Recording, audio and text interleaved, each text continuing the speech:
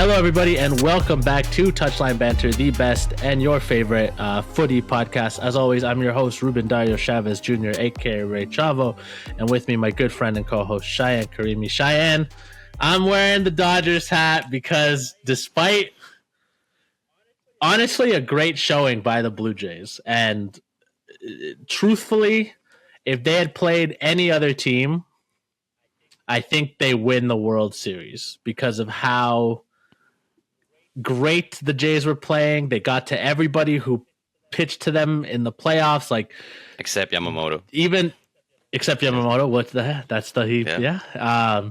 And they basically consistently forced teams to, like, they exploited other teams' weaknesses, including the Dodgers. Mm-hmm. Like, there's a reason why they went up 3-2 in the series. They got to the starting pitching, they got to Snell, they got to Shohei, they got to the bullpen. Like, they were forcing teams to deal with their weaknesses, but obviously it was not enough. I'll give you space here to talk. I mean, like, we talked about how big it was for you to have seen the George Springer home run against the Mariners. Sadly, that will be like the Jose Bautista one, only remembered in Toronto because it didn't amount to anything. But please give us your perspective as to how you're feeling post World Series. I am defeated. I'm sad. Sports is interesting because there's so many highs and lows. We talked about it in the early episodes of the pod when the seasons were starting. We're like, our mental health and mood is going to be reliant on a group of men who will probably never know we exist and don't give a shit about us. There was the El Clasico win.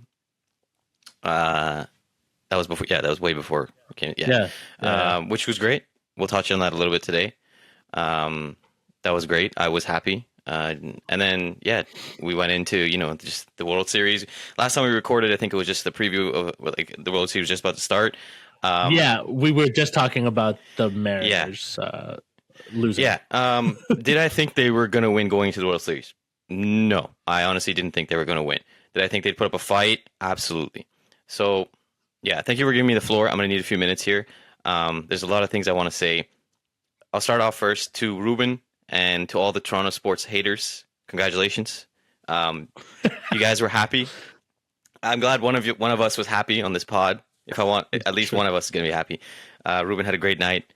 Congratulations. They did it again. Toronto sports did it again. It is what it is. You gotta lick your wounds. You gotta get better. That's it. That's all you can do about it.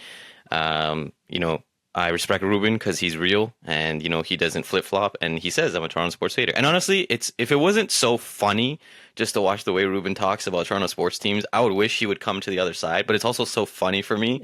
Like, I genuinely get like laughs out of it that I'm like, I don't mind the hater. I'll pause I'll give you the floor again, but that's exactly why I like talking to Cheyenne, and this is not just a compliment that I'm giving him because we're doing this podcast together.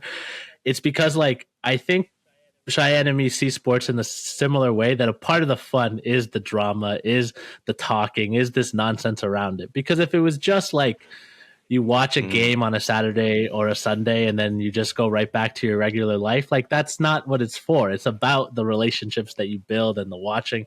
So, like, I find the people that I'm closest with that are Toronto fans that I really like to talk to and respect are the ones that take my shit talking as what it is. Like, I'm trying to have fun. And the funny part is, Cheyenne doesn't know this because he wasn't here, but, like, I was watching the game with a bunch of friends. Like, we were having drinks or whatever, and, like, there was a point where I thought the Dodgers were going to lose. For sure. Like, I had lost hope. 100%. And, like, I was still talking shit, and I was still like, oh, let's go Dodgers. But, like, I was like, so someone asked me, do you really think they're going to do it? I was like, no, probably not. Like, they haven't been hitting well, like, blah, blah, blah. I was like, but, I'm going to go down with the ship. Like, I'm not just going to suddenly pretend like I wasn't cheering against them. Like, I'm going to keep going.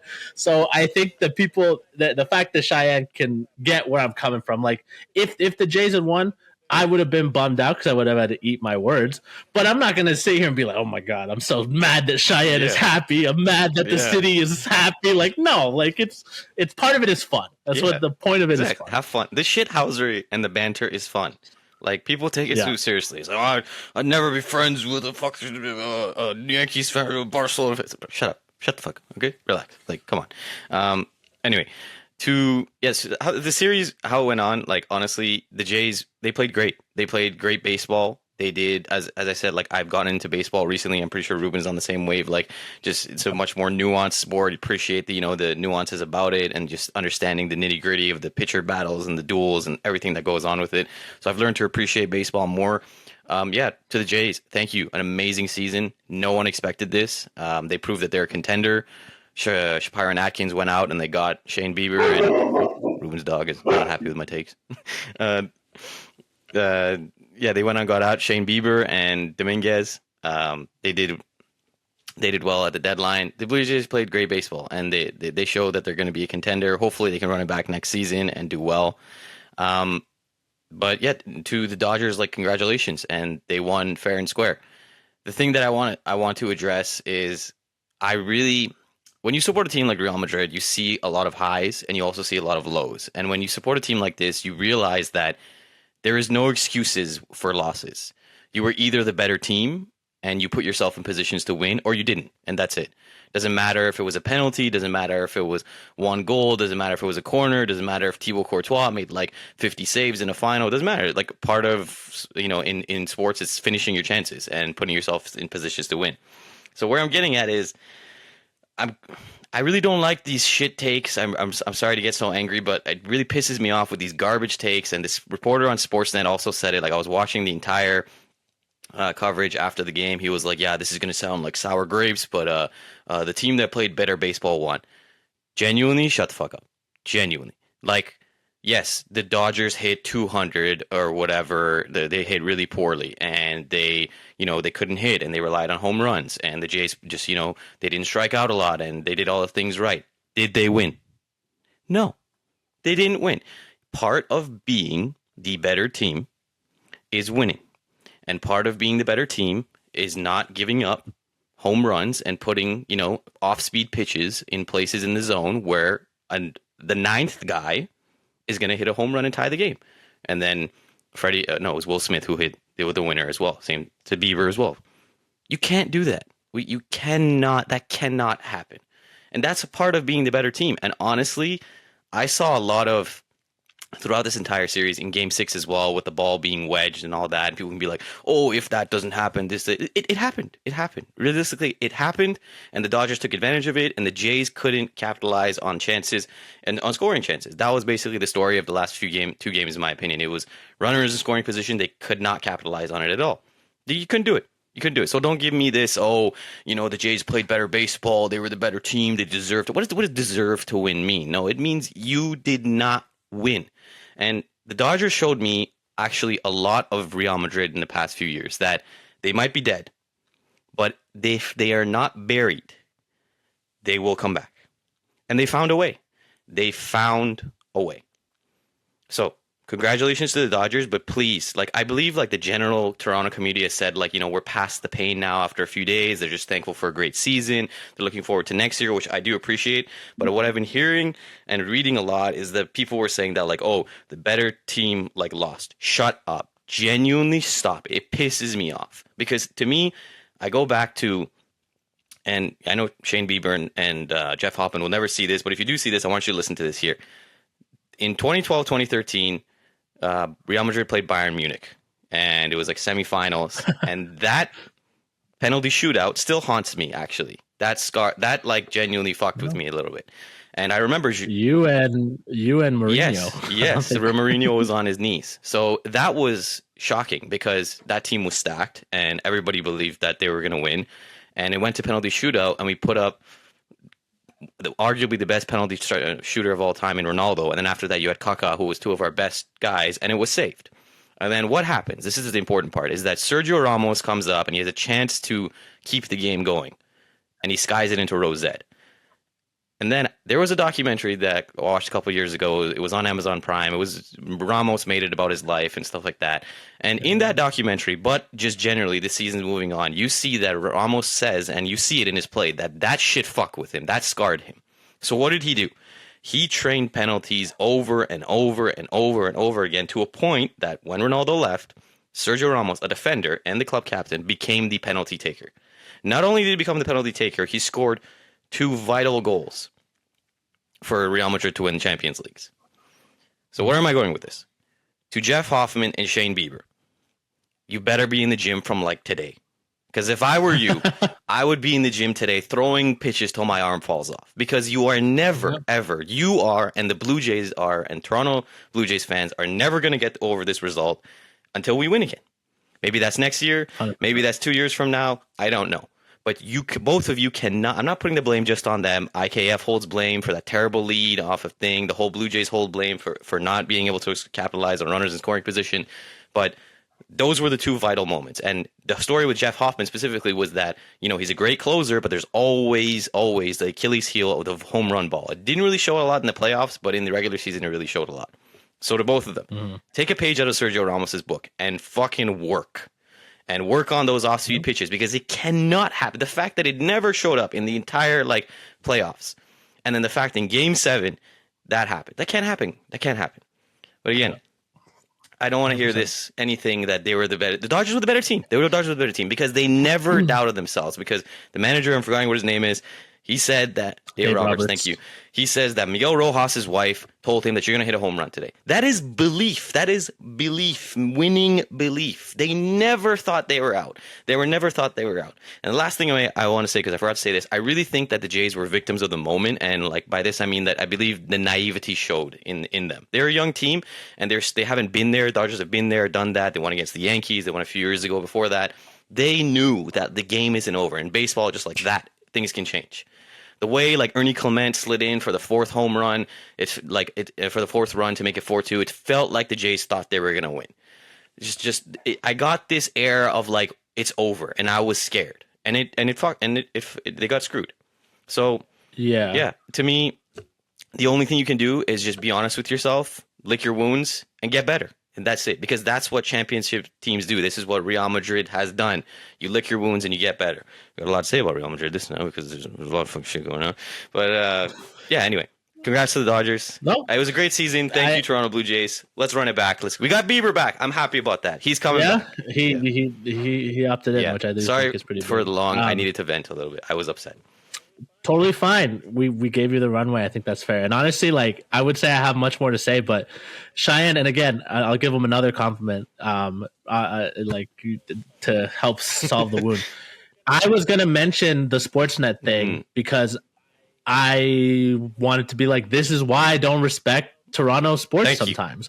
And I think that like, and the thing is like, I agree with what Shayan's saying. The city mostly, like the people that live here and actually watch the sports for real, that are actual fans. And even if you're not like Shayan's not a diehard Jays fan the way that like maybe somebody else who was watching like 30 years ago is, or whatever, like whatever marker you want to use for when you became a Jays fan. But he's gotten more into baseball. He's understanding. He's coming at it from a space of wanting Toronto to be good. He lives in the city, blah, blah, blah.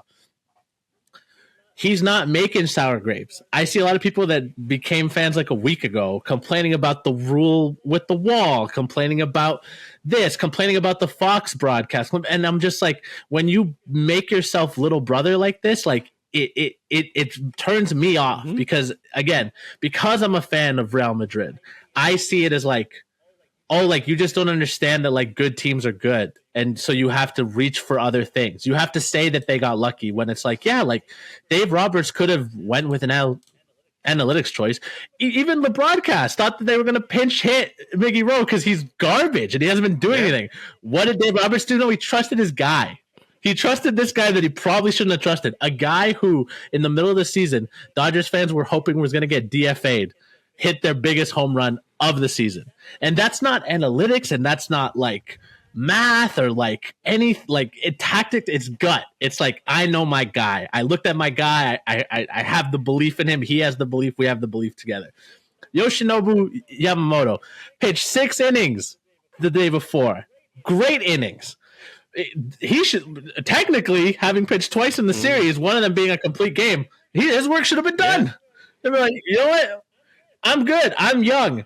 I may have other chances to win. What incentive do I have to go pitch until my arm falls off. Even Dave Roberts. There are a few managers that I think are secure in their job as Dave Roberts, considering he just won a World Series, even before he won this one. But like he won the year before, whatever. He could have been like, you know what, we got to protect this long-term investment that we made on this Japanese kid. But you know who doesn't care about long-term investments?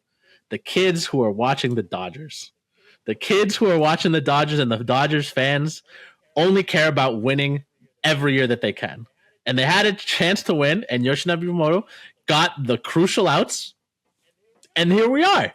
And so, to me, yeah, I was disappointed when I saw the Sportsnet thing, because I was like, this is why. This is why I find it so hard to cheer for Toronto sports teams, because so often it's like we get the short end of the stick. And when you do get the short end of the stick, it makes it harder for anyone to believe it, because you complain every time, even when it's not you getting the short end of the stick. Is there an inherent overlooking of the Toronto teams in these North American sports leagues? Yes. Besides the NHL, the NBA and the MLB do not really recognize how big sports are up here and how much viewership is driven by Canada. That's why when Toronto is in the finals, the ratings spike, because while the average Canadian may not love NBA or love MLB the way that they do down south, they love their team. They love the excuse to cheer for Canada. That's why the ratings were so much bigger. I saw people sharing, MLB finals versus like NBA finals last year. Yeah, it's Oklahoma City versus the Pacers compared to the LA Dodgers versus Toronto. Two of them are metropolitan fucking giants. The other two are in flyover states. Like, what are we arguing here? Like, unless you're really into basketball like I am and watching the games because you love the sport, what casual is going to be like? And even still, I'm sure Canadians watch, because there was actually a lot of Canadian in that finals. So there was Pascal, who's a former Raptor that people still like.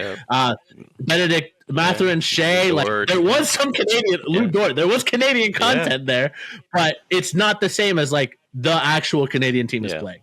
All this to say, some of the tweets and whatever, I saw people tweeting, and again, like, Twitter's not real. I say that every time I reference Twitter, but like, you can only sometimes go off like the loudest parts of the fan base, especially in like platforms like that. I saw people saying like the Jays deserve a parade, that the mayor should give them a parade because they made Canada proud. I'm like, what kind of participation trophy bullshit is that? No, like, don't give me this fucking boomer Gen Z, whatever the thing is now or now. Oh, we celebrate participation. You celebrate mediocrity? Shut up, bro. Yeah. Don't give me no parade bullshit, all that garbage. Yeah. Listen, the thing I want to say about that, the Sportsnet reporter, any reporter who's saying that, we went to a sports media college, and one thing we learned when you're on air, you have a responsibility to deliver truth and deliver compelling analysis. You really went out on the broadcast, and I get it. Emotions are there. You're a Sportsnet fan. They had it in their hands. It was going to win. You work for the network, blah, blah, blah, all of that. But you really have that responsibility. And you went on there and you thought that was the take that I'm going to give. That was not the mature take of, you know what? They played great. Absolutely. But they let it go. They were naive. Yeah. Those pitches can't happen. Why did those pitches happen? Why was that going on there? Why did the Achilles heel show? No, I'm going to go into sour grapes mode. I'm going to go into that mode and stuff. That's what we thought was genuinely the responsible and correct take to give. And that's also why I'm so pissed off. It's like, these are people who get paid a lot of money and are on air. And it's like, that is what you really are going to go and tell an entire nation, instead of being honest and saying the Dodgers are better. They got to learn. Jay's got to learn. The game's over until it's over. To quote Rocky, it ain't over till it's over. No. I mean, for me, the pitches are huge. The last thing I'll say is, I think the fact people forget that the Jays ended up getting doubled up in game 6 in a situation they should not have gotten doubled up in. So the base running, naive. And the base running crops its head up in game 7 where like, it's not, well, IKF not taking a bigger lead. Yeah. Like, I saw people explain it to me and I understand in principle, but like, because of the batter who was up, I'm like, if you look at how he usually hits and where it's going, like, I don't think he would have been in that much danger taking a bigger lead. But whatever, that's math. And if someone wants to, they weren't going to take him off at third. He should have had a bigger lead. Yeah, I don't think so. I don't think so. Then I mean, game 7 ends up with them getting doubled up as well, and there was a run that wasn't a run because the player slid feet first instead of hand first, even though he had the glove on to protect his hand. And it's just like, yeah, it did feel a little too lackadaisical in the base running, and that's part of the game. Like it is, like you know, whatever. All right, so that's 20 minutes on the Jays. We've given great World Series though, like amazing, was again, unbelievable. Honestly, one of the best World Series in living memory, and like I haven't watched everyone as dialed in because like Cheyenne said, I'm getting into baseball more and more as the years go on. But shout out to both teams, Jays, Dodgers, but specifically Jays just because I'm a Toronto fan. Like, thank you for that World Series. Unbelievable. I mean, the Jays are basically a part of two of the best series people have watched between that and the Mariners. Because even the Mariners series was fucking great. It went Game 7. A lot of drama. But yeah, okay. So now, speaking of drama, more drama. Real Madrid. Oh boy, here we go. We're going to let Cheyenne fly this plane first. But since the last time we talked, Real Madrid have played 3 big games. Well, okay, two big games and one kind of whatever. Well, it used to be a big game before Valencia decided to become terrible. But yeah, that's true. But yeah, so they played El Clasico. They beat Barcelona 2-1. There is room to say that scoreline flatters Barcelona. Absolutely. There's also room to say that Barcelona had some chances that they didn't take advantage of, and Courtois, is probably the best keeper on the planet. Put a pin in that. Then they played Valencia, hammered them 4-0 pretty comprehensively. That game did not feature a lot of like talking points for me in terms of like it was a very mature and disciplined win. They kept it out of their hands. The one talking point that honestly will probably connect, since we're going to talk about certain players, and I think one player is a flashpoint in particular. Vinicius misses a penalty in that game that Mbappe gives him. Mbappe's on for a hat trick. What the dialogue of why he gave that up or whatever, maybe Mbappe's still trying to play peace. I don't know. Like, I really don't know why he gave him the penalty. I get why Vinicius wants to shoot it. He used to shoot penalties. He used to be one of the options, and he clearly wants to get some more confidence back. But I think we've seen enough evidence, and I say this as a Vinicius fan, and you'll see how much of a Vinicius fan I am in some of the later conversations I'm sure we'll have, but he should not be taking penalties. Again, like until he does what Sergio Ramos did and really nailed down what his style of penalty taking is, because it's not like Ramos became as good a penalty taker as Ronaldo. No. But Ramos found a way to take penalties where his run up, his technique, he got the keeper to decide first a lot of times, and he would get, a cheeky fucking Panenka, or he would send them the other way. Like Ramos became less predictable in his penalties, and it made him more successful, and it made him somebody that was worthy of taking penalties. Vinicius' penalties all look scuffed. It's the way he hits it. It never, even the ones that he scores. Like, I can't remember the last time he scored a penalty where I'm like, that's a no-doubter. No, it's always been like the keeper got a hand in it. Oh, it hit the keeper's foot. It just went underneath him.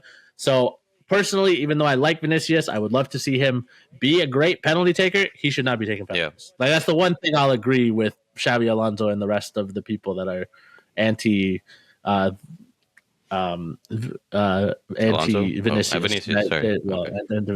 That he shouldn't take penalties.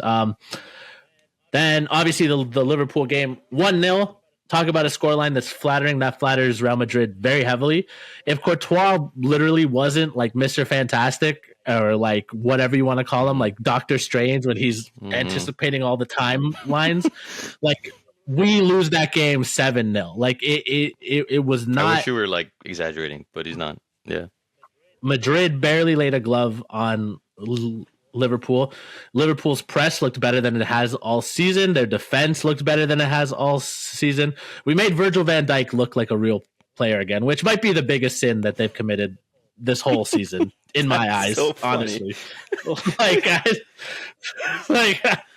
So yeah, that's kind of where we're at. So now, once again, we're left with questions. If we're looking at the tally of big games, it's PSG, it's Atletico Madrid, it's Juve, Barca, and Liverpool. And I'm hesitant to put Juve as a big game, but they're a European giant with some pedigree, but whatever. If we're counting them, of the 5 big games that Alonso has managed against teams that we would expect to see in later rounds of European competition, he's 2 for 3. which is not a great record. Mm-hmm. Yeah, because he lost to Liverpool, Atletico, and PSG. Mm-hmm. And in the 3 games that he's lost, he has not lost narrowly. He has not lost in a way that you could be like, unlucky. We had our chance at it. Sometimes the ball just doesn't go in, and the other team played a little better. No, it's been comprehensive defeats where there is no doubt, real doubt as to who deserved to win that game. Like when the goal went in for Liverpool, I was like, "Yep, they were due. They deserved it." Like I wasn't like, "Oh man, they really nicked us on that one." No, that was probably, honestly, out of all the goals that they could have scored, that was one of the ones where I was like, "Damn, okay." Yeah. I didn't expect it to be from a corner. I really thought they would just like carve us open, but whatever. So yeah, I guess I'll give you the run up. You can start from wherever you want. Talk about whatever you want. So, I'll start with El Clasico with a couple things I wanted to say. To Lamine Yamal, shut up, please. This is what happens when you talk shit and you can't back it up. The kid's 18, so I'm not going to bury him, but like, you want to go on a podcast and say all this, we did this to Real Madrid, we did that to Real Madrid, blah, blah, whatever. Dude, you're a ghost. Like, you had zeros across the board. If you check Alvaro Carreras' back pocket, you find Lamine Yamal's keys and like whatever else he keeps in there. He's a kid. He was naive. You need to be better than that. I think Barcelona, his teammates, the whole organization should have held him more accountable and be like, maybe don't say that shit. But knowing Barcelona and what they are like, I'm not surprised that they did. He kind of epitomized what Barcelona looked like. They had some chances, but they weren't really clinical, and they couldn't finish it. Courtois also made some great saves. They were very flat. Didn't have any like convincing things about them. We went into that game. Me and Ruben both went into that game. We mentioned that we were actually like nervous. We were scared, and that was against a Barcelona team that we kept saying that are absolutely terrible. And people would tell me, well, why? Why do you think they're terrible? Blah blah. Like, you know, what's going on? Like, why do you think they're so bad? Look at their front line. Blah blah. It's like, bro, just. We have a Real Madrid team that is in transition, and they came out and absolutely blitzed Barcelona. That was by far our best performance of the season. High pressing, 100%. 50-50 balls, second balls, unbelievable. Camavinga was unbelievable. Jude was unbelievable. Vini, everybody, great game. Defense was great. Everybody had a great game. Goulet, like, even he was probably not one of the least best players on the pitch. He was still pretty good as well. You know, he found Mbappe. Mbappe had a great game. Goals ruled wrongly offside, penalties not given. You know, all that garbage we see all the time against Real Madrid, and people don't want to complain about it. But one time it goes for Real Madrid's way, it's the end of the world. We've been through this all over again. That was a great result. That was absolutely great. And that built a lot of momentum, and you saw it go into the Valencia game. Unfortunately, Valencia has really fallen off from the team they were before. I remember Valencia of old, who, you know, have won La Ligas and have competed in the Champions League. Hopefully they get back to there again. But this was basically a walk in the park. There's not really a lot of notes to take from that game. Everybody looked great. And that was it. Now we get into the game against Liverpool. And as we have mentioned, and as Liverpool's form has shown in the Premier League, Liverpool have been ass. And I'm not exaggerating. Just check the table. You know, they got a result against Villa. Good for them. But before that, like, it was almost in crisis. Like, genuinely shambles. Nobody could defend. Kirk is a flop. Van Dijk is washed. What's wrong with Isak? All this kind of stuff. And damn, this performance really, really just pissed me off. Like, I texted Ruben when I got home yesterday, and I watched the highlights again. Why the hell are we playing Eduardo Camavinga, who is an unbelievable box-to-box, ball-playing midfielder, who's left-footed on the right wing? That's just like one of the problems. But to me, that basically sums up what the hell went wrong in that game. To Xabi Alonso, you took a page out of Pep Guardiola's book of overthinking tactics, genuinely. We went into that game knowing that Liverpool have a strong midfield. Why did we think that playing a three-man midfield and then pushing Camavinga onto the right side as well, so it becomes a three-man midfield. Bellingham is mostly a 10. He doesn't really get involved in the midfield play, and I don't understand why he doesn't trust him to like play in midfield more. It doesn't make any sense to me. Yes, he does not going to track back that often as others, but it's not like he's irresponsible. But yeah, you play Goulet in there, who you know, it was so clear that he's going to get overrun. He's going to get overrun, out-muscled by the intensity and the speed and the strength of an English Premier League side and a strong midfield like Liverpool. And we had nothing. Genuinely had nothing. It was just half chances, Vinny taking on 3 or 4 people, trying to do what he can, Mbappe just nowhere into the box. We mentioned it to each other. There was a moment where Carreras like puts in a beautiful cross and just nobody's there. Nobody's there. Genuinely nobody's there. I was pissed off on Mbappe for doing the things that he does all the time. But then at a point, he kind of drifts down like to the halfway line because there's no service coming into him from our midfielders, which I told Ruben, I'm like, what the fuck are you doing? But then I'm also like, I can't be mad because he's like, dude, I'm just going to do it myself or at least try to. But then another thing that I noticed in the highlights, which this is a huge damning on Xabi Alonso, is that Real Madrid were between the halfway line of Liverpool and in between their box. Like they weren't in their box, they were just in this space and I'm like, why? What's the point? Genuinely, what's the point to be there? We don't pass it side to side fast enough to eventually have a chance to break open for one of the wingers or for Bellingham to make a run or Mbappe to break a run or, for Vinny to do something. So, and then we were just constantly getting overrun in midfield. There's nobody in the box to make chances for any of the wide players. Mbappe again, why did we buy him? Why are we shoehorning him into the system? We've been through this over and over and over again. But on top of that, I said to Ruben, I'm getting so sick and tired. I'm so sick and tired because this is like, we should be happy coming off of an El Clasico win like that. We should be so happy that Barcelona fans were going nuts and saying that, oh, look at the past 4 results against Real Madrid and what we did to you guys. Did you forget like last year or 2 years ago what Real Madrid did to you guys? Like genuinely, like the short-term memory is like insane. Like genuinely, it's insane. Like what the fuck are you talking about? And also, like they want to cry injury about Lewandowski and Rafinha weren't there. In one of the games, we never cried injury, but in one of the games that Barcelona won, we literally had no one. Like, it was just a bunch of kids and, like, just substitutes on there. So, did we cry injury? No. But because Rafinha and Lewandowski are not there, oh, this game would have been different. Bro, Lamine Yamal was a ghost. Genuinely a ghost. This is why I'm also saying to him, like, dude, shut up. Please, 100%. Shut up. Play your game and shut up because you are in danger of going the Ansu Fati and Ricky Puig route. Ask where Ricky Puig is right now, genuinely. But I think, is he still at LA Galaxy? Oh, great. Congratulations. But yeah, coming off of that, off a 4-0 win against Valencia, we should be so happy. We should be on a high. But to go in there and against Liverpool, and genuinely, if I was Thibaut Courtois, like Ruben put it so well, like taking all the powers of the different Marvel and DC superheroes and becoming a godsend. If I'm Thibaut Courtois, I'm ripping everybody a new one. Genuinely. Like, what the fuck was that? Like, what are we doing? What actually are we doing? Like, if I was like, I would be like, do you want me to just leave? Like, genuinely, like, should I just like leave? Because like, what's the point of me just making all these saves for us to be able to do nothing?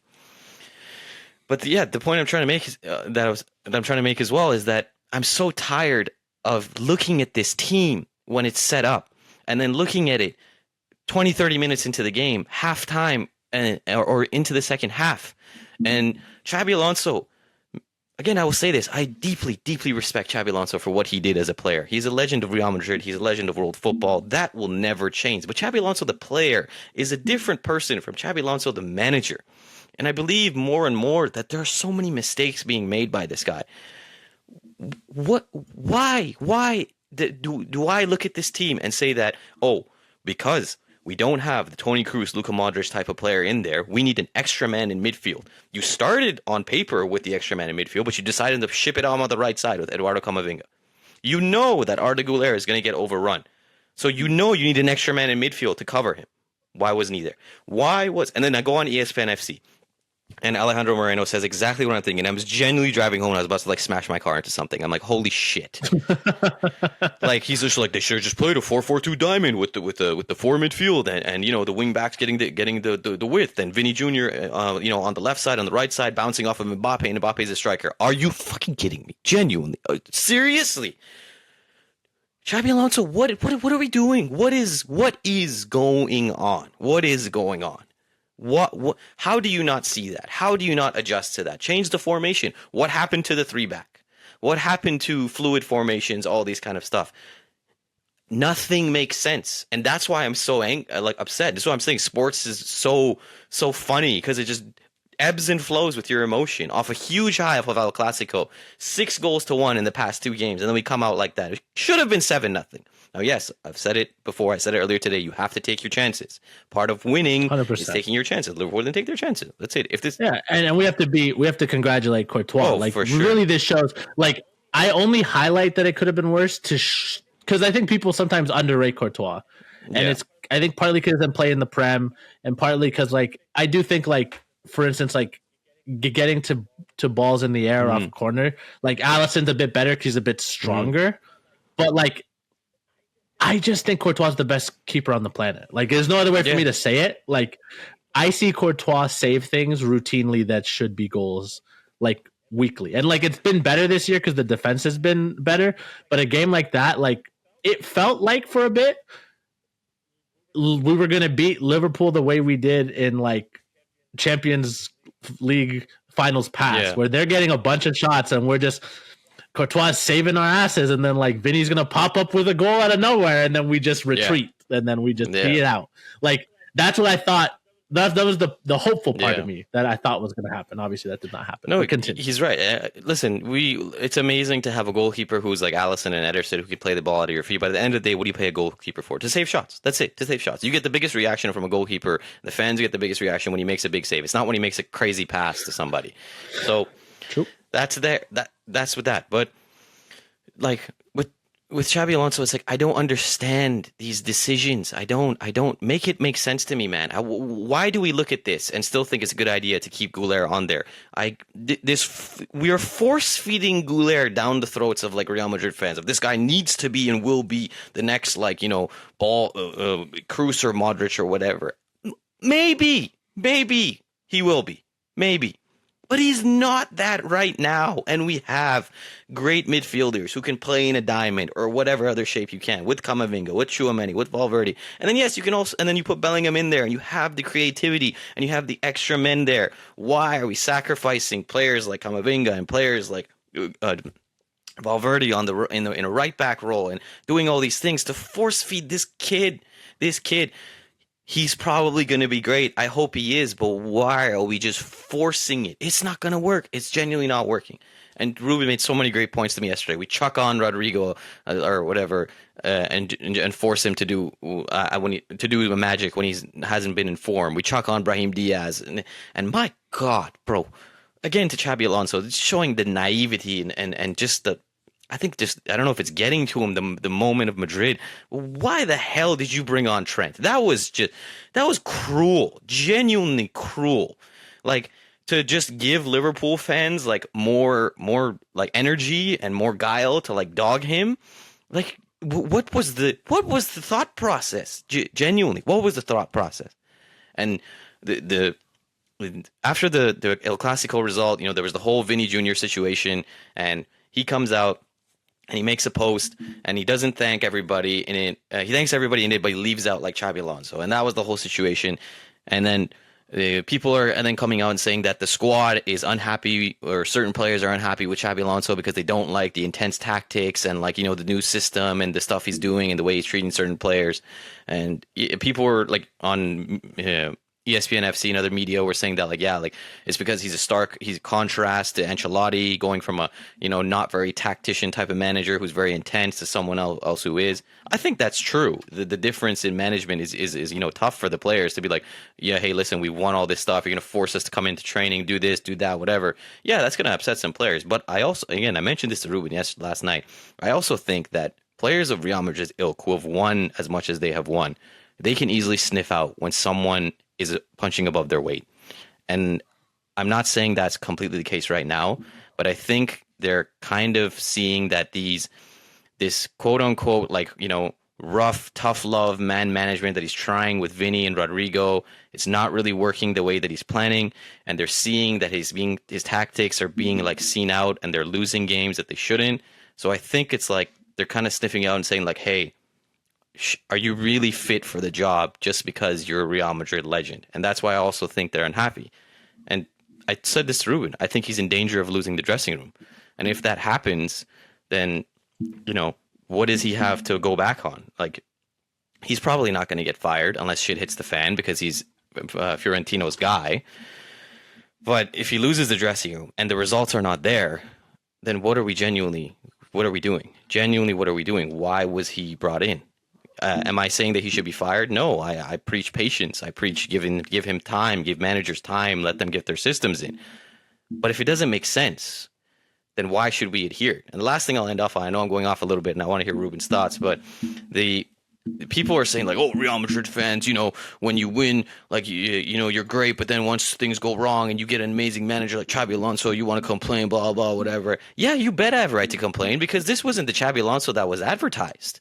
You're telling me that if Xabi Alonso came into your club, the guy who was Bayern never losing and fluid formations, 3 at the back or 4 at the back and this and that, then comes into your club and you barely scratching out results.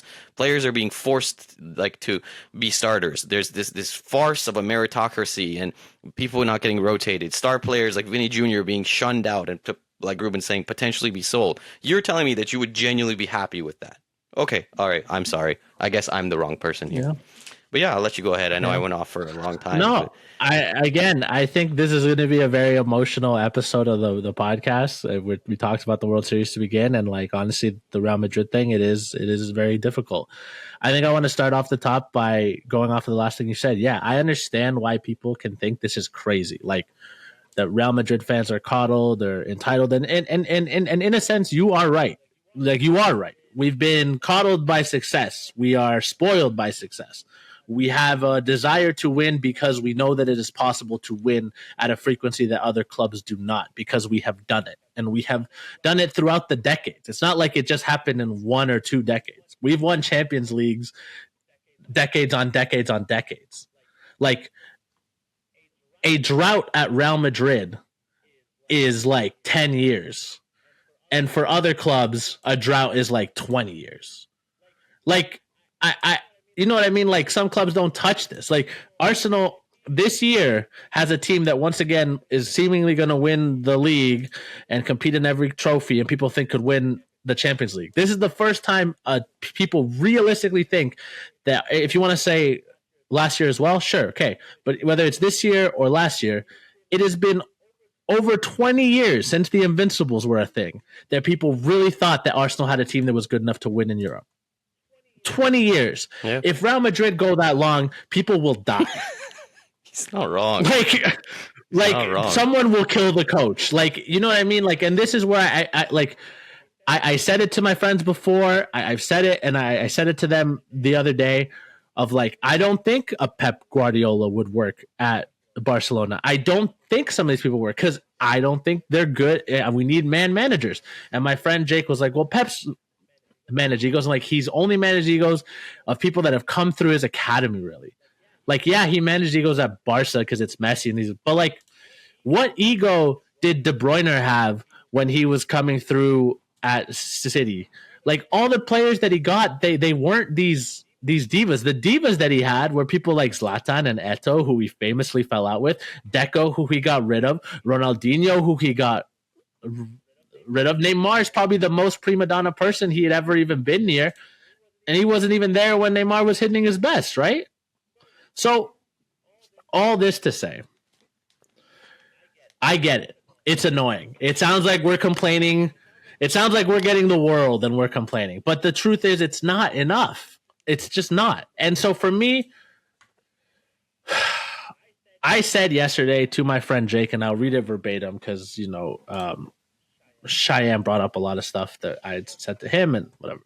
I was like, Xavi's not ready for this job. And I was like, the only reason we're going to win the league is because Barca's garbage and Atletico can't beat anyone. And if you don't think Barcelona's garbage, they just drew 3-3 to Club Bruges, and they could have lost. There was a controversial moment.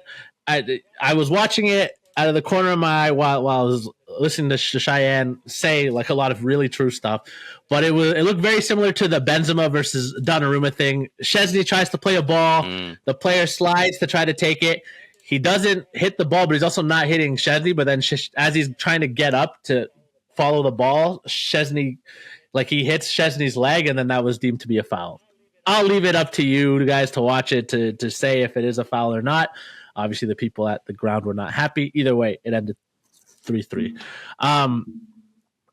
For me, yeah, this team is never going to be good until we either get a 9 or Xabi Alonso changes the way that we play. And he's not doing either. Like, that game yesterday did not look different than the Carlo tactics that we had last year with Mbappe. And I don't know why people are trying to make me out to be crazy. So let's take this like a player at a time. Because my thing is with the meritocracy. And I know Vinicius is getting a lot of negativity, and his behavior at the Clasico. Again, if we had done this show before the Liverpool game, we probably would have spent half an hour talking about that. Mm-hmm. And I can understand if people say that's unacceptable behavior. I get it. I even agree. He should not have had the reaction that he did. Can I say that I blame him? No. Why can't I blame him? Chances created against Liverpool. Vinicius Jr., 4. Real Madrid, 4. Vinicius Jr. created half of the chances that we did as a whole team. Now, they weren't great chances. Like Shayan said, a lot of half chances. He was the one that got the ball to Bellingham, where Bellingham had to have quick feet and tried to get it like near post on the keeper. The keeper saved it. He also created the chance where he gave Mbappe some room. Mbappe had to take a first touch, couldn't get it on target. That'll come back to be important later in my whole thing, but whatever. I know people are judging Vinny, but I'll go off of the people that played with him. Toni Kroos, when you play an exceptional game, especially in a game like this, you are not happy. I never like being replaced either, but to be fair, I've never gone straight to the locker room afterwards, but well, he came back. You can always judge from the outside, but I like to keep in mind that in reality, no one except those who are there in a Clasico in front of 80,000 people with the score 2-1 knows what's happening. That emotion, like what it feels like to be subbed out, no one can imagine it, or often most that judge it can't put themselves in his place. When you look at, he also said, coaches don't usually take it seriously when people have those reactions, especially those who are players. Vinicius this season has played 3 games fully, like full 90 minutes. He's only played 3 times. That's crazy. To me, that's crazy. And then we look at his track record in the Champions League. In 21-22, Benzema had the most goals for Real Madrid. Vinicius had the most assists. 2022-23, he had the most goals and assists. 2023-24, he had the most goals and assists. 2024-25, he had the most goals and assists. What competition matters here? Are we trying to win the Copa del Rey? Because I really don't give a shit about the Copa del Rey. I'll be honest with you. I really don't give a shit. This is an old stat from October 28th, so take it with a grain of salt. It's like 7-ish days old. But this season, and again, math isn't everything. Who the fuck cares? But for the math nerds who like to break everything down with a player rating on FOTMob or L'Equipe or whatever the fuck, Vinicius Jr. this season, 99th percentile for progressive carries, 96th percentile for key passes, 95th percentile for successful dribbles, 95th percentiles for XG not including penalties, both goals and assists. 94th percentile for non-penalty goals and 94th percentile for assists. No winger has more non-penalty goals plus assists, shots, dribbles attempted, or touches in the box in the top 5 leagues this season. More than him. Not one. So where's this player that is dragging Real Madrid down like an anchor that needs to be subbed off at the 70th minute? Because what I saw yesterday was, again, even though Mbappe had to drop deep to get the ball, whatever, Vinicius was the only one trying to take people on. Vinicius was the only one trying to do something progressive. Absolutely. Everyone else was very content recycling possession, passing off to the side. Again, I saw 2 people, 3, I guess. Carreras, when he did that crazy move, which that's becoming a staple. He just gets crazy. He's trying to be Marcelo. He's maybe I got a little flair, which would be great. He's like, I got a little flair in my boots, so I'm going to try to score. And then Bellingham obviously tried. He tried to do things. It didn't always come off.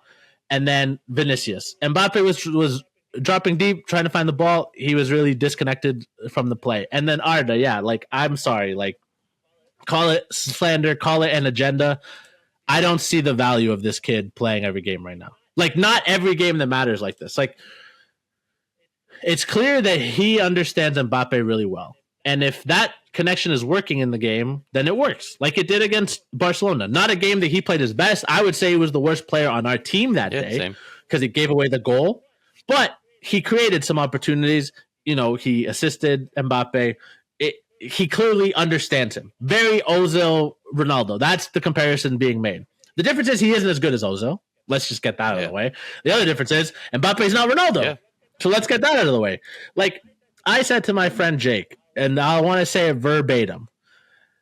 He's a great player, but he's not a true 9. He's a winger who can score goals, but he's not an elite poacher or scorer like Cristiano. He did not have any influence on the game yesterday. None. Like, as a number 9, in the position that he is playing at, he is worse than Benzema. He is worse than Joselu at things. Like, at least when Joselu was there as a focal point, crosses in the box, he'll get his head on the end of it. Yeah. What did Mbappe do? What's the one thing he did? And again, for these people that are trying to paint him out to be the Ronaldo figure and he's the best player, did he show fight? Did he show fire? Did he show these qualities that I keep hearing that Vinny isn't showing or he's showing in the wrong ways? I'll take a player getting mad for being subbed or for not, you know, for getting switched out or for things not happening the way they want. At least Vinny was arguing and trying and like attempting. And Mbappe seems fine to be a passenger again, like he was last year against Liverpool. Like, so where is this Ronaldo comparison? Where is this leader that I'm seeing? Because again, it may rub people the wrong way, but Jude does get fired up. He does get mad. He is demanding of the people around him. So I keep seeing this like bipolar thing in the Real Madrid fandom where they want leaders like Ramos, like Pepe, like Casemiro, even Cruz and Modric, but then they're forgetting what made them the leaders that they were. Ronaldo wasn't rah, let's go team, but no, he executed at a high level and showed people physically, I'm at this peak. This is what I'm doing. I'm going to score. If you get me the box in this area, I'm going to score. He would get mad when he didn't score in a game that they won. That's the level that he held himself at. That's the level that he held himself at. And if Mbappe wants to be that, sure, 100%, be that guy. But then you got to score. But then you got to be the kind of player that understands, oh, Carreras is making this run. I don't need to hang out at the edge of the 18-yard box waiting for a cutback. I run to the other fucking post and I score a tap-in because they count too. I do that. I make the movement because there's a possibility it'll come to me. There's a possibility that it's there. I take a half chance and I bury it because I am the greatest goal scorer on the planet. Again, people criticize Haaland a lot because a lot of reasons. He doesn't play well with his feet, blah, blah, blah. Haaland is a goal scorer. Yeah. Give him half a chance and he'll score it. Again, I feel like Mbappe is playing for the wrong team. If Mbappe was in Pep's system, let's pass it back. Let's recycle possession. All right, I'm going to let the dog out of my room and then we'll back to cut it off. Yeah. Go.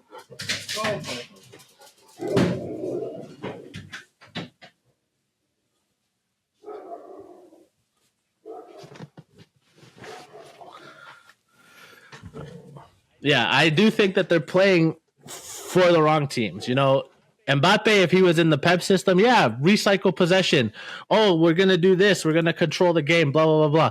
You know, people forget, like, even though Luis and Enrique's team never won the Champions League when he was there, Mbappe was having statistically good seasons and was looking good because that play style suits him.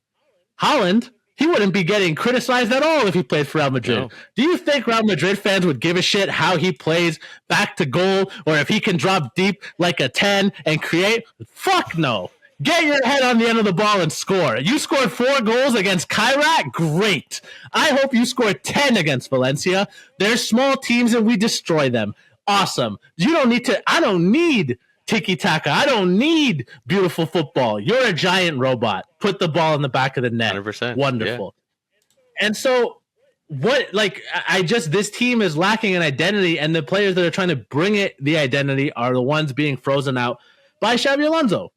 Because if our identity is going to be Arda Güler doing whatever the fuck he's doing, which, like, again, I see a lot of Arda FC people being like, oh, he wasn't one of the worst. He was. I know Dean Huijsen played bad. I saw it.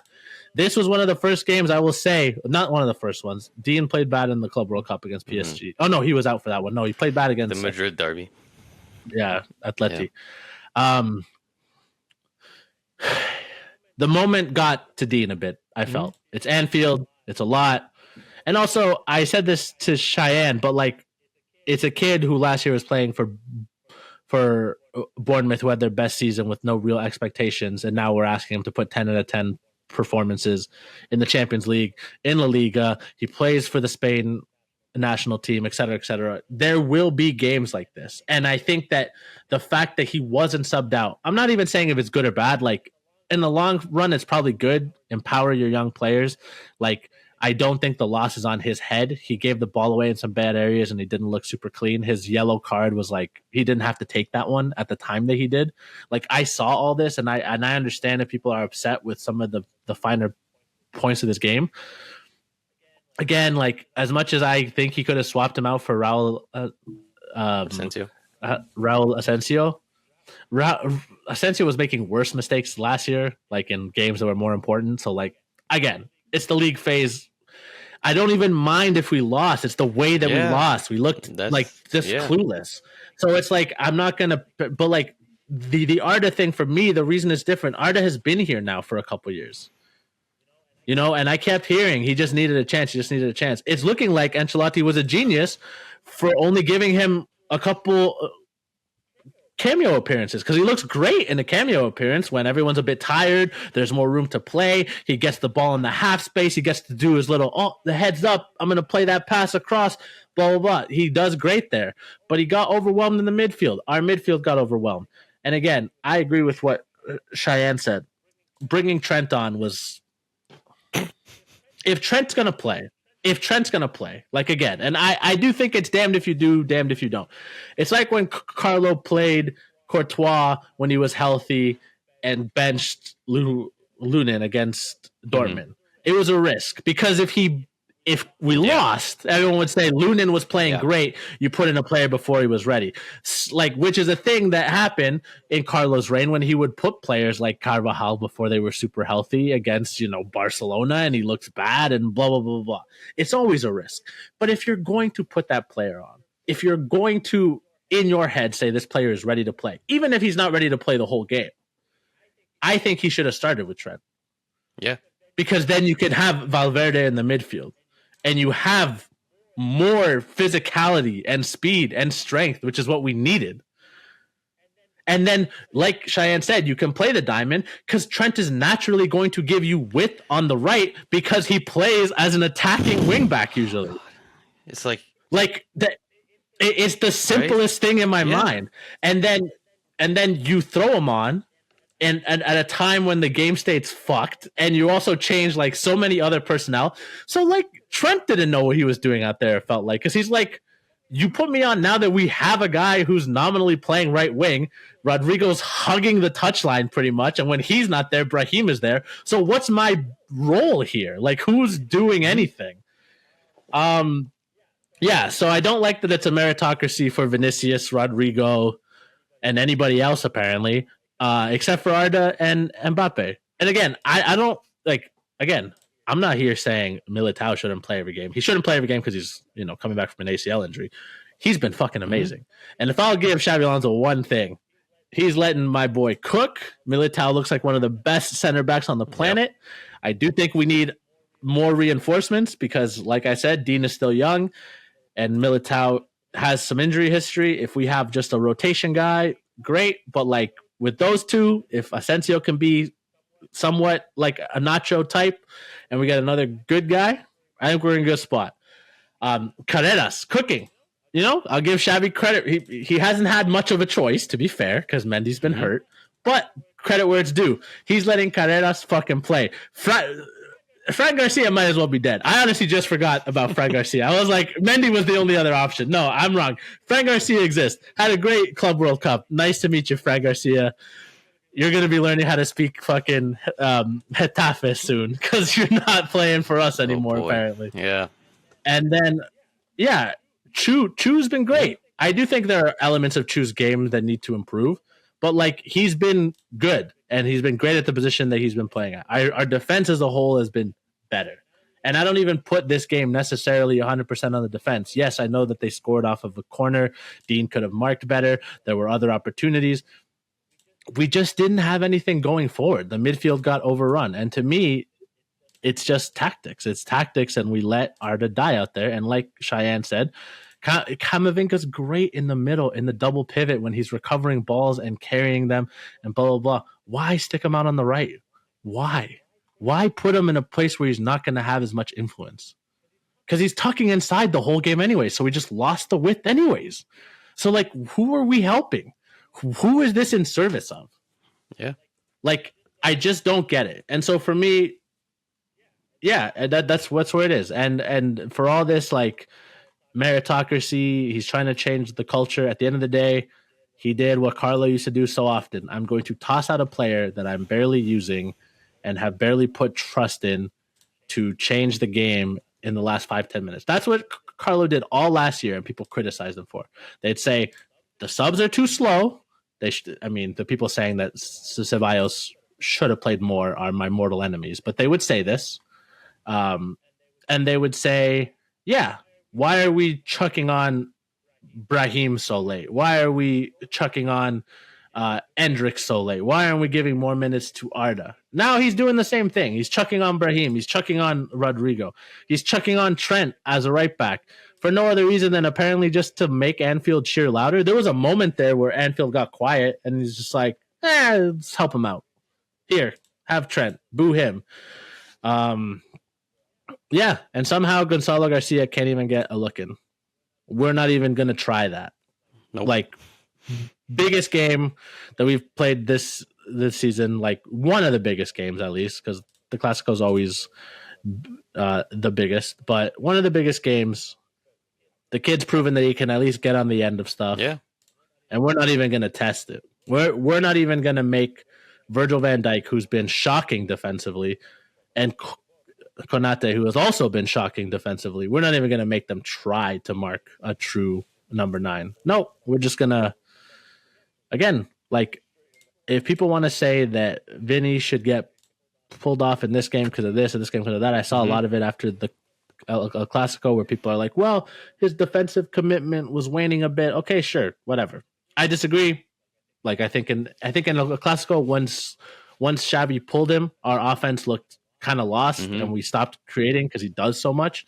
But whatever. I can see the logic for not wanting to lose someone who tracks back. Rodrigo tracks back more. Get it. How come Mbappe gets to stay out looking like he's doing nothing? Honestly. And how come Arda got so much time out there looking like he's doing nothing? At the half, I could have told you, like, we need something different than what we're doing. Arda played till the 81st minute. Make it make sense. Camavinga played till the 69th.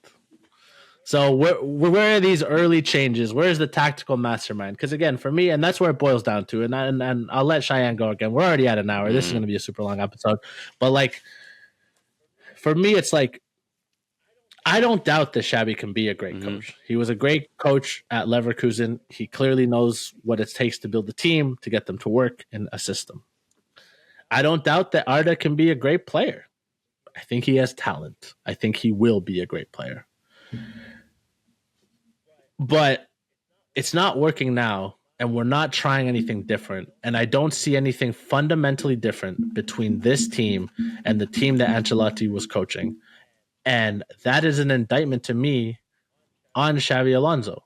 there are only moments against smaller teams. And what I was going to say and what I had in my head the whole way here, and it kind of ties into the Dodgers in the World Series, whatever, like, I don't want Real Madrid to be Arsenal. And that's no disrespect to Arsenal. I have friends that cheer for Arsenal, like but I don't want that. I don't even want Real Madrid to be City. I don't want Real Madrid to be Liverpool. I want Real Madrid to be Real Madrid. And the history is winning. I've never cared how we win. Sometimes it looks aesthetically beautiful. Sometimes we're hanging on. At the end of the day, I say exactly what Shayan said. Fuck the sour grapes. You may have had more XG. Take the ball home with you if you want. We won 1-0. That's great with me. If I see a team out there that's fighting and playing and dying and doing everything they can, it sucks. Sometimes you lose, but I'll take it. But we're not seeing that, man. And it starts with the coach. At a certain point, it does, because either he's trying to change the culture and it's not working because, like Cheyenne said, maybe they don't jive with his message or they don't believe that he can do it, or he isn't trying to change the culture. And then what's the point? Because Carlo, it seemed, always was like, we're going to be solid defensively. And Zidane was like this as well. We're going to be solid defensively and offensively. Here are some loose ideas, but I trust you guys to figure it out. You're that good. You guys are all talented. You're that good. Yeah. Make it happen. Exactly. I don't think the talent level on this team has gotten that much lower, but there's not a willingness. And again, it can't just be Vinny who's sacrificing. It can't just be Jude. It can't just be Valverde. It can't just even be Trent. Like, Trent is sacrificing. He could have stayed at Liverpool, where he probably would have been the starting right back or in the middle or somewhere for the rest of his fucking life. He's sacrificing by being here. He knows he's not a nailed-on everyday starter. Like, he came when we thought Carvajal might play. I mean, clearly now Carvajal's dead, but like he thought Carvajal might still play. Yeah. Everyone's sacrificing. We can't put Mbappe on the right. Nope. We can't make Mbappe do anything that he doesn't want to do. We can't force Arda to be like, hey, if you want to play, this is what you have to play. No, everyone else has a round peg that we're trying to shove these square fucking blocks into. But Arda and Mbappe get to free reign when they haven't proven that they deserve it. Again, I know everyone's like, well, look at Mbappe's goals. Yes, he's on a tear. I don't want to be PSG. I think what Xabi's doing, great to win leagues. Because on balance, we will probably lose less games to teams we shouldn't. Even when we were winning those Champions Leagues with Carlo Ancelotti, we dropped points to fucking Getafe, or we dropped points to Rayo because they would just sit in a low block and like they would get a little too predictable. People would be tired, too much freewheeling, and like honestly, sometimes the balls just wouldn't go in. They wouldn't go in the back of the net. Xabi Alonso's controlling the controllables and tightening like the vice grip. It's like when Manchester do it. And they're like playing Burnley, eventually they're going to score just because of the sheer number of possessions and goals and blah, blah. I don't give a shit about that. We can win the leagues without playing that way. We can. We have before. I care about the Champions League. And I don't know if Xabi is a Champions League coach. This will be my very, very final point. When I say that I don't believe in the project and that I'm just kind of done with it, I'm not saying, obviously, I'm going to watch every game. I love Real Madrid. They're my team. I'm not even saying that this can't turn good. I just think this year we are not winning the Champions League. And I think, truly, I believe that if this goes the way that I think, Vinny's going to leave this year. He's going to leave. It just seems like too obvious not to happen. I don't know who they're going to bring as a number 9. Because, again, if their plan is to roll out Gonzalo when they barely play Gonzalo all year, that would be even crazier than what's happening right now. But whatever. Genuinely. I do think Vinny's going to leave. Rodrigo's probably going to leave. Because why would he stay when, all this shit happens? And if it's true that he may have lost the dressing room, then we may see a similar thing that happened to Barcelona, where they're going to get rid of the people they think are troublemakers, quote unquote, or the ones that won't play ball. Who else that would be? I don't know. But let me tell you this. In no world would I choose Xabi Alonso over Vinicius, Rodrigo, Jude, even Camavinga, man. Like, this guy hasn't shown me much. You won a Bundesliga. You won a Bundesliga against a Harry Kane-led Bayern. Everyone knew it was going to take him a year or two to win a trophy. Like that's like that's who you beat, man. Like I'm not giving you props for that. Like not massive props. It's not. It's just not. It's just not. So why should we? Genuinely, why should we? And if you do, I question you as a Real Madrid fan, because what has Xabi Alonso done for Real Madrid? Genuinely, what has he done? What is he as a manager? As a manager, because as a player, that's a different story. What has Vinny Jr. done? Did you forget the final against Liverpool? Did everybody forget that? Did you?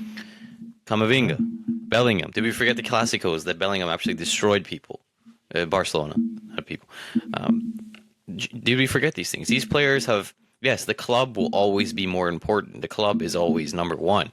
But that also works against Xabi Alonso. Xabi Alonso is not bigger than the club, as is Vinny and Jude, and all these players aren't bigger than the club. But at least Vinny and Jude and Camavinga and Tchouaméni and all these other players have won stuff. So they deserve to be here, and they've proven why they deserve to be here. To me, when you look at the games, I think like it's pretty obvious when you can play Arda Güler. And it's against lesser opposition, or against opposition that are not a very strong and physical and highly intense midfield, because then he can do what he does and find the pockets, and his defensive deficiencies and his lack of physicality isn't exposed. So that's when you can play him there. Otherwise, I don't see how you can play him there. I really don't see it. How many more times do we need to go through this? And on top of that, again, we still haven't replaced the Toni Kroos, Luka Modric player. I don't think any of the players that we have are that player. So you have to be honest with your squad, and you have to say that, okay, we need an extra guy in midfield to be a creative outlet, to give us more options in there, because we have a lot of physical players who are good on the ball, but don't have that, killer pass like Kroos and Modric did. We can push Bellingham from the 10 position to either drop into midfield or push up into be another like layer into attack like he was in his first season. So it's obvious that you need a player like Camavinga in there. It's so obvious. And again, Trent, you could so take advantage of Trent's abilities. Trent could be the right winger. 100%. We said it so many. Okay, I'm so sick and tired of people saying that, like, oh yeah, like it's not a mistake to play Valverde at right back. He had 2 good games at right back with Valencia and Barcelona. But you're really going to tell me, and they're like, yeah, it's because of his physicality and because of his intense pressing and all that. It's like, you're really going to sit there and tell me that you're saying that it's better to push him out of position just because he can do an excellent job there rather than have him in his best position play in midfield? What sport do you watch? Genuinely, what sport do you watch? Go ahead. People who say that just aren't serious people. Yeah. It's like, do I think that Wayne Rooney could play center back? Yeah, he's a tough bastard who like would get on the end of a tackle. Is that the best place to use him just because like you have another striker that you kind of like? No, like it's ridiculous. It's ridiculous. Like, okay, let's just do whatever the fuck let's we just want. take a player out of his best position and put him in another one, because like Fabian Delph did a job for Manchester City, but Fabian Delph is not a left back. He did a job, okay? Like that ends there. I don't know how the fuck I'm comparing Fabian Delph and Fede Valverde in the same. You know what? Fuck it, You're cooking. But, I get it. You're cooking. Yeah, like genuinely, like I'm so like we tried this with Carlo and it didn't work. So what? Why does Xabi Alonso get away with these things? Like genuinely, I to me it's so obvious. When you can play Güler, and you can play your cute system of this like 4-2-3-1, 4-4-2 flat, whatever it is, with Mastantuono on the right and Güler there and Mbappe never in the box and all that. And sure, yeah, you can pass it side to side as long as you want, but that's not going to work against certain teams. Guys, seriously, go look at the CBS Sports Golazzo, look at their shorts. Look at what Gareth Bale and Thierry Henry are saying. We need AA9 Skills says it as well. I watch his videos. He's a Real Madrid fan. We need a stationary 9. I was reading one of the comments while Ruben was speaking on the video with Gareth Bale and Henry speaking about like why Madrid's tactics are frustrating. And the guy in the comments said it. He's like, yes, Mbappe's been great for all of his goals. Do you know how many more goals he would probably have if he would take advantage of the players around him? How many times Vinny Jr. is making a run down the right, cutting in the thing? Why is he not just in the box for the tap-in? Why is he not in the box? Do you think Ronaldo cared how he scored all those goals? No, but Ronaldo, yes, just like Ruben said, he wasn't rah, go team, put an arm around. No, he was, listen, I'm that fucking good and you're going to supply me and we're going to win. And when we don't win, I'm going to like give you an earful, because that's the player he was. And he's like, we're going to win. You know how many more goals Mbappe could have? You know how many more goals they could open up for Vinny, for Goulet even, or for Jude?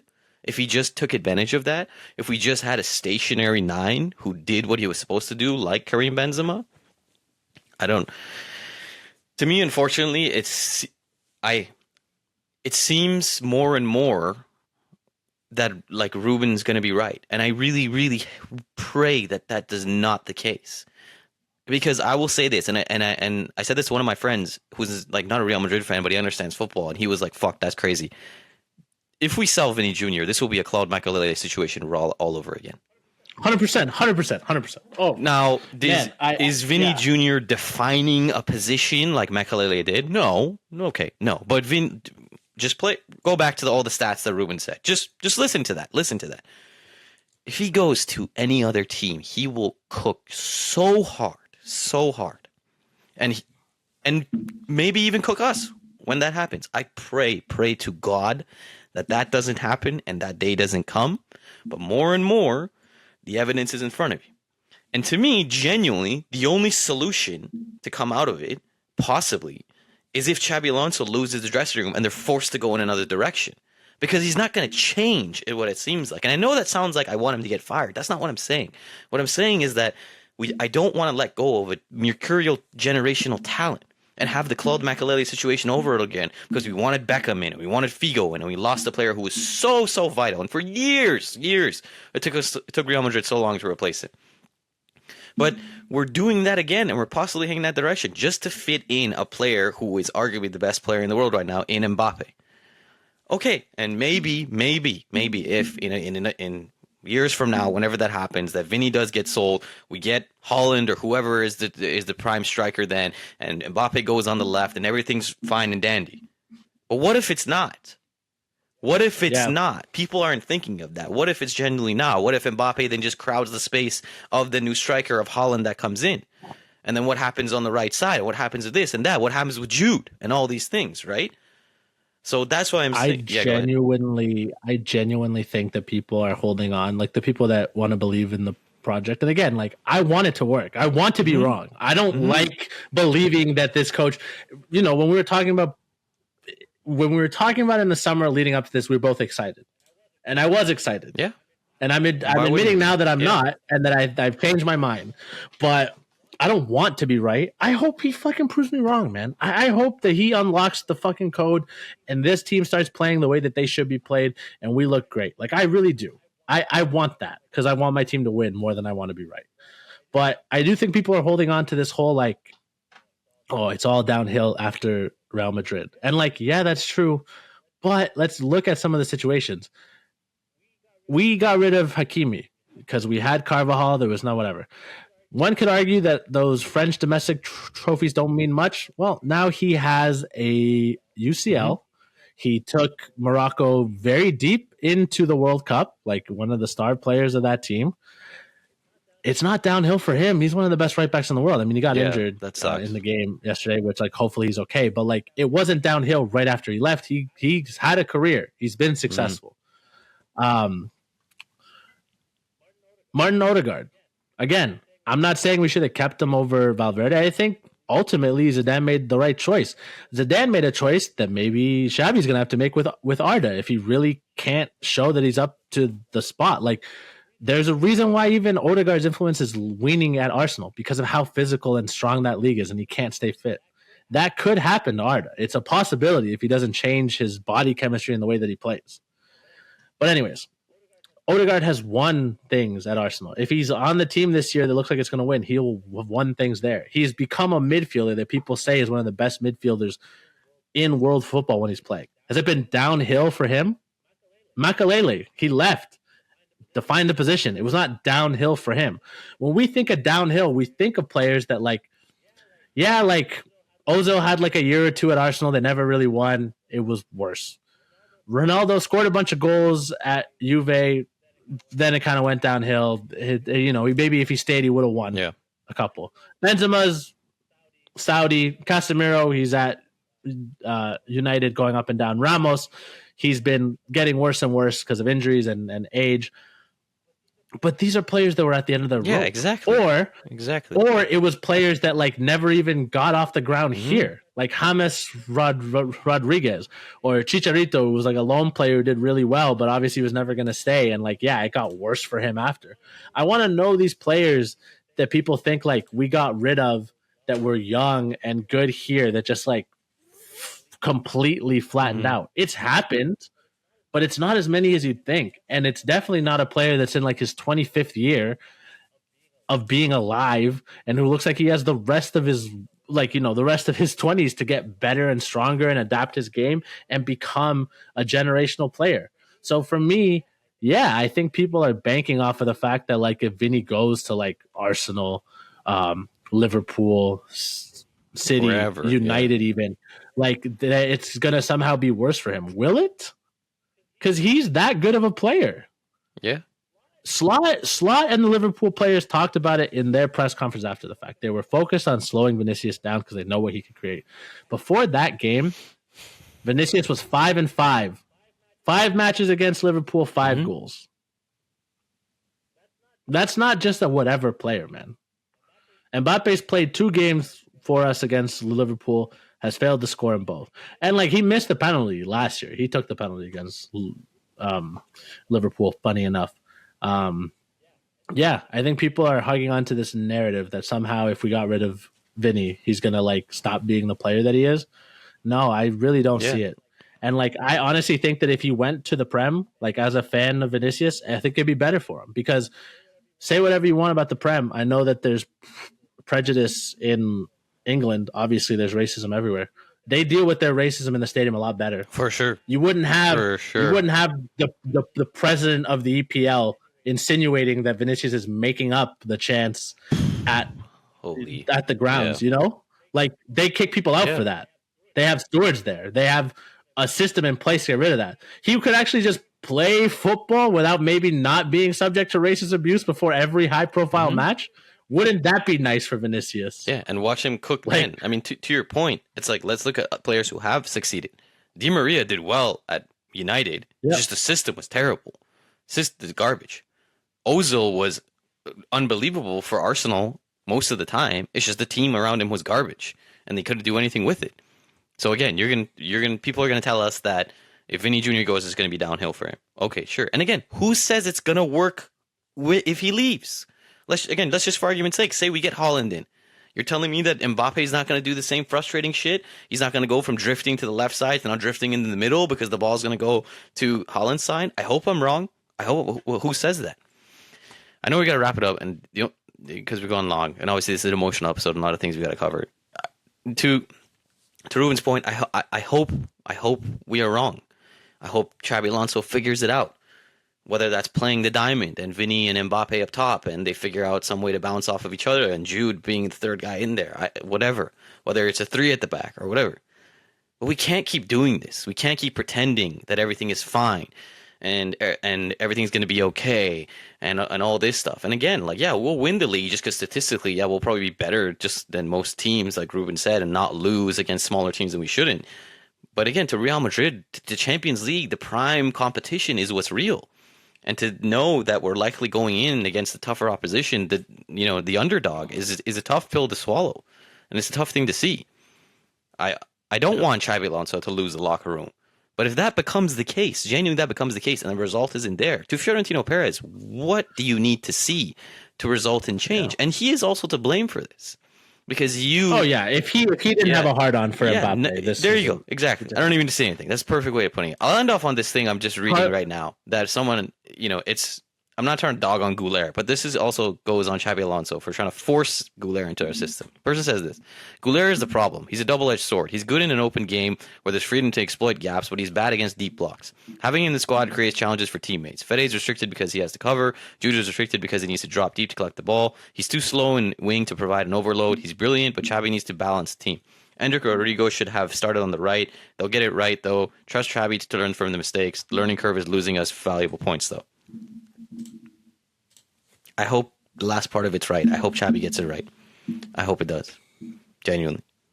I'll end on a funny note though, because I remember I was just watching the highlights and then I saw like it was like Vinny did like called for a foul and then it showed like real Liverpool fans getting angry.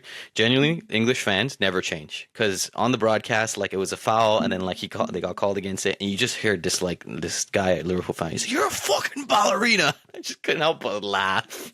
No, I couldn't help but laugh. Yeah, I mean we're at an hour and 25. This will be a fun episode to edit.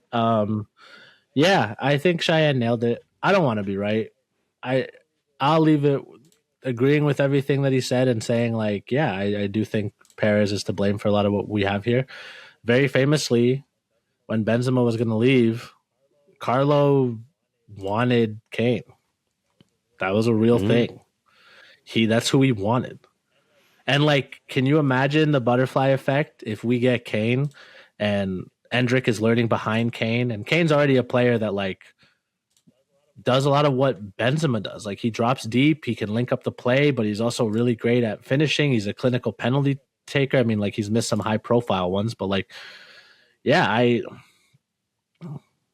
sliding doors. I will say another comparison that comes into my head, like, because I had the reverse feeling. I'm a Laker fan. Check the jersey. When they hired JJ Redick, I was down on the appointment because it was very clearly LeBron getting a friend of his in, the guy on from the podcast, blah, blah, blah. And I was like, this is a puppet. It's going to do what LeBron wants to do, blah, blah, blah. But credit to JJ Redick. Like, even in the first season, before we got Luka, before it was clear that this team was going to be what it is now, the first couple games, I remember someone asking me, well, how do you feel about him now? I'm like, he's a real coach. You can tell the difference. You can tell the difference in the way he's talking. You can tell the difference in the way that the players are responding to him. Not just LeBron, but all the players were responding to him, getting in the message, playing hard. Did last year end the way that they wanted? No. But this year, even with LeBron not playing a game, even with Luka already missing 4 games, they won a game the other day with no LeBron, no Luka, no Austin Reeves. For those of you that don't watch basketball, that's their 3 best players. They won a game where the leading scorers of a team that won a National Basketball Association game were DeAndre Ayton, Marcus Smart, and Jake LaRavia. Now, 2 of those names are familiar to you guys if you've watched basketball. One of them is a brand new kid, and the 2 that are familiar, they're more familiar for what they used to be or could have been than what they are now. So that's what a real coach does. That's what a real coach does. Jake LaRavia, breakout season? It might be. Jake LaRavia better than Shai Gilgeous-Alexander? The streets are saying no one is saying that. No one is saying that. Shai Gilgeous-Alexander is nasty. But yeah, so I hope he proves me wrong, but to me, I'm just like, did we just get, I don't know. Yeah. We got swindled. I don't know who we got. We got Pep Guardiola, but worse. Like we just got worse Pep. Maybe he's just not ready. Like we talked about, he could this just already. not be like, ready. The jump was maybe too big, and that's okay. I don't understand why there's Real Madrid fans are saying like it has to work. It doesn't have to work.